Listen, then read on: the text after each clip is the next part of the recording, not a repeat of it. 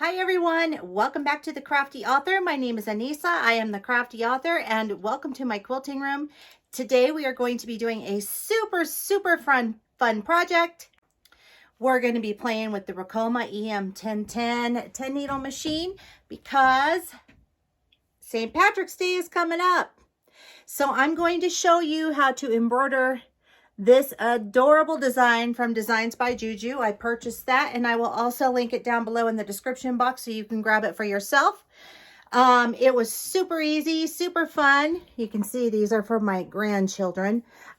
This one is for Nate and it comes with these really cute little matching little pants. So it's kind of like a little pajama set, but you know what? It's St. Patrick's Day, so they'll have green on so nobody can pinch them. And our family is Irish, so that is kind of a big deal in our family. So we want to make sure that everybody is covered, so grandma's got their back. So we're going to just jump right in and we're going to start stitching this out, and it's going to be awesome and fun. Okay, first things first. So we want to prep our fabric before we do anything. And I'm just going to use a piece of heat and bond. You'll want to follow the instructions on whatever heat and bond product that you're going to use, but this is the actual heat and bond product. It has a bumpy side here, which is real gluey. And then this side is smooth. So what you do is you place your fabric down on the rough side. So the rough side goes up because we want our fabric to adhere to that adhesive. So I'm just using a regular iron and I am just going to use that to press that down. And then I'm going to let this cool for a minute. I'm going to set this aside and then we'll cut off the excess there. We're also going to be working with the Echidna Hooping Station.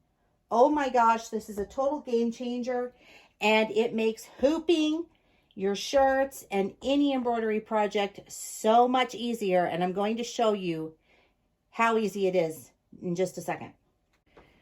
I am going to be using the World Weidner no-show poly mesh cutaway for my stabilizer, and there's really nothing fancy going on with this. That's what I used on the other shirt and I had absolutely no issues.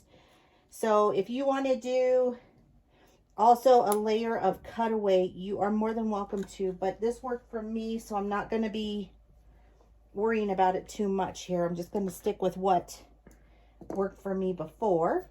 So what you do is you place your hoop here on your station. It kind of just sits there, and then you take your stabilizer and your little magnets that come with your little hooping station, and you just set it up top and on the bottom here, and it holds your stabilizer in place while you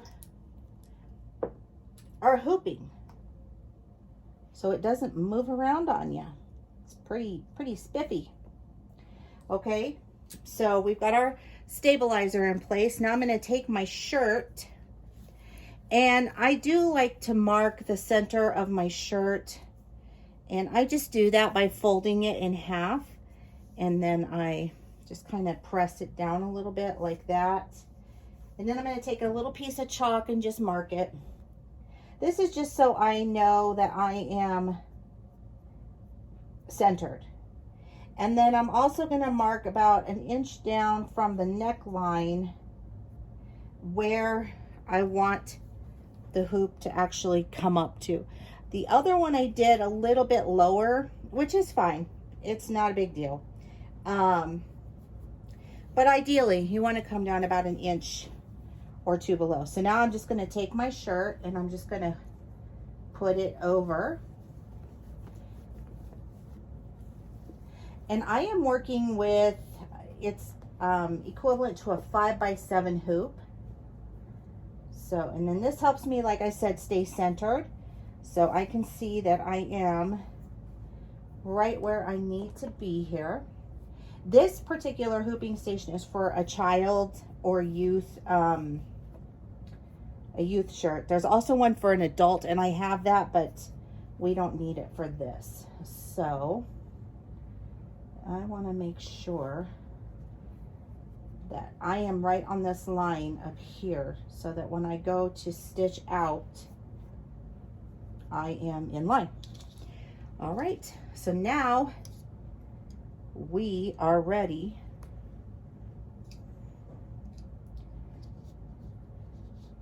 to hoop our shirt. This has been really handy for me, especially since I hurt my hand. Since I tore all those ligaments in my hand. So if you struggle with strength in your hand or anything like that, this is an amazing product for that. Or if you have arthritis or anything in your hand, it's perfect.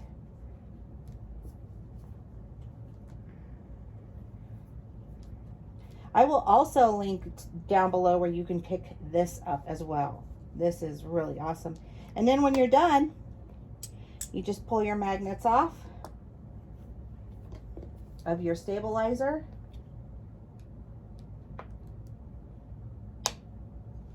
And voila, you are ready to go. And everything is hooped perfectly. So now I'm going to take this over to the machine and we're going to start stitching out our whole design.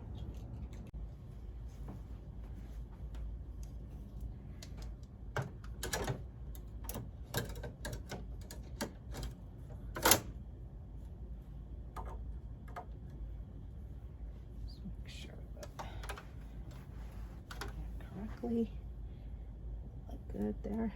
So you want to make sure that you are not sewing your shirt together. That's the trick. So that's always the trick. And this one looks okay. So I think we're good to go. I'm going to change the design in here. Okay, I have our design set, and I'm just going to do a really quick test to make sure that there's nothing hitting in here. We want to make sure that everything is right. And then I'm just going to press start and we're going to start stitching this out. So this is going to put down the first stitch for the applique.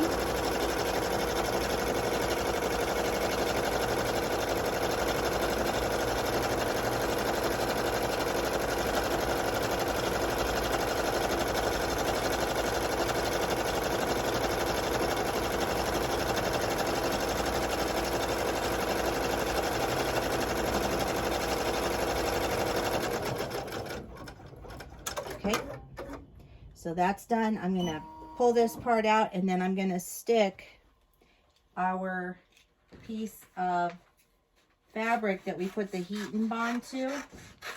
I'm going to trim off that excess that was hanging off of there and put this on our design. So with heat and bond, you peel off this backing and it will reveal a shiny side. And after you're done, we will, or after we're done, we will put the iron on top of that and adhere that. So you can see that shiny part on our fabric now. That is the heat and bond. So I'm going to just lay this down on our shirt and then I'm going to press start. And it's going to stitch that down.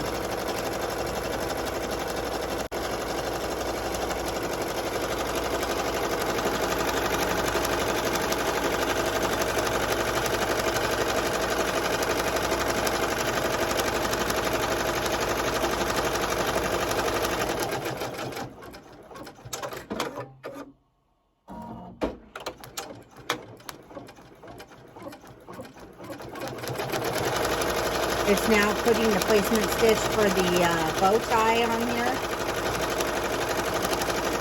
Now you could cut an extra piece of fabric out and do this as an applique as well, but I chose not to. I chose to let that just be a satin stitch. And you could do it in whatever color you wanted to do that in as well, but I chose to stick with the green. Now it's going to start stitching down the satin stitch.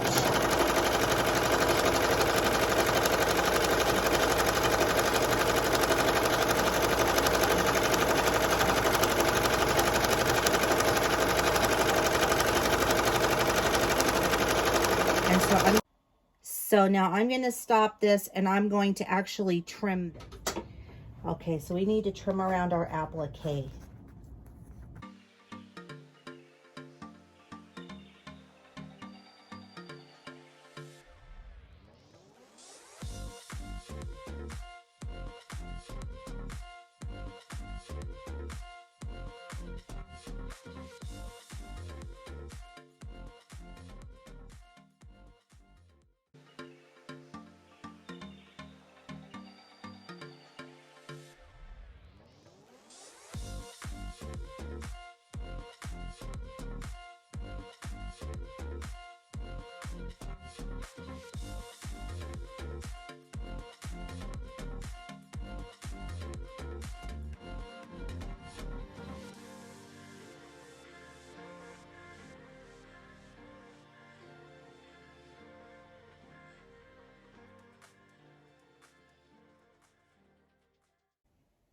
All right, so our design is done. We can unhoop it now.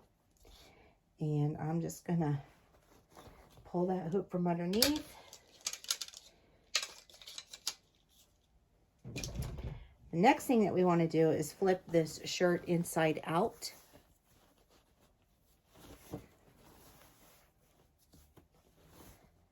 Wait, no it's not. Skipped a step. Oh my goodness. Okay, hold on. I'm jumping ahead here. Okay, so what we want to do first is we actually want to press this down because we want that heat and bond to adhere. That's what we want to do. All right, so we're just gonna do that real quick. You don't have to spend a whole lot of time doing that, just enough to get it warm and press down. Okay. Okay.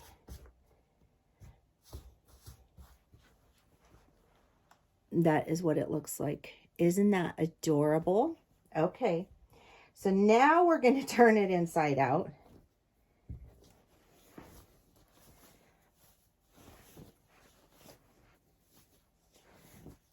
And we are going to cut our stabilizer away because I'm using the cutaway no mesh. So you can use whatever scissors you want to here. And I do apologize. My hand is so messed up that I cut weird now, I've noticed. So I am trying to be very, very careful and not cut the shirt itself or any of the stitches. So just take your time with this. It's not a race.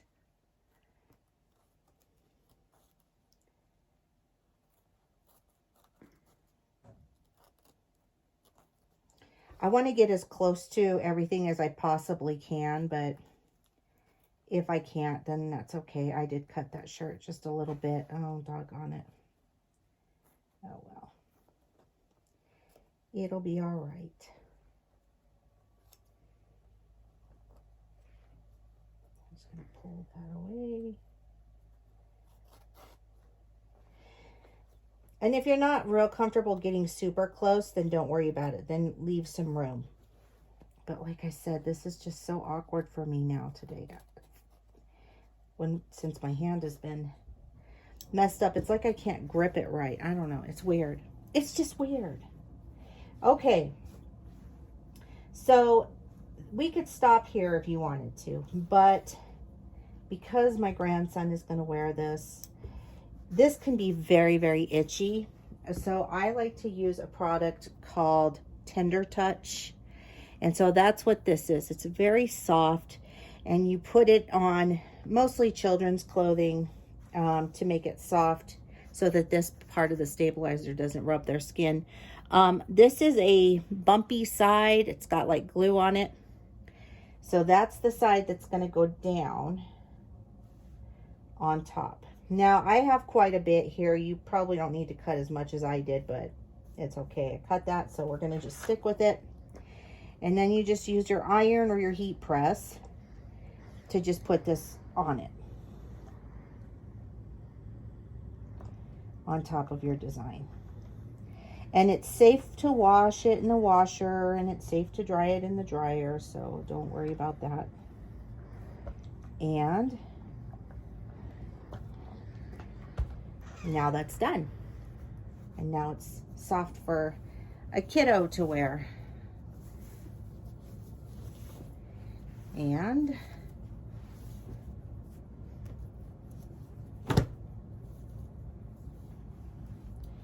voila, there's our shirt. So that's our little leprechaun outfit. Isn't that cute? Turned out adorable, I think. Isn't that cute? Look at that. Now we have our own little leprechaun outfit here, and it's got the matching little pants to go with it. I just think it's so adorable. I know they're going to go crazy for this. So if you would like to follow me on social media, the links are down below in the description box. Don't forget to give this video a thumbs up. And don't forget to share, because sharing is caring. Don't forget to click the little bell. You'll get notified each and every time that I upload an awesomely cool new video. And keep on crafting. All the links will be below to all of the products and designs that were used in this video today. And thank you for joining me. I'll see you guys next time. Bye-bye.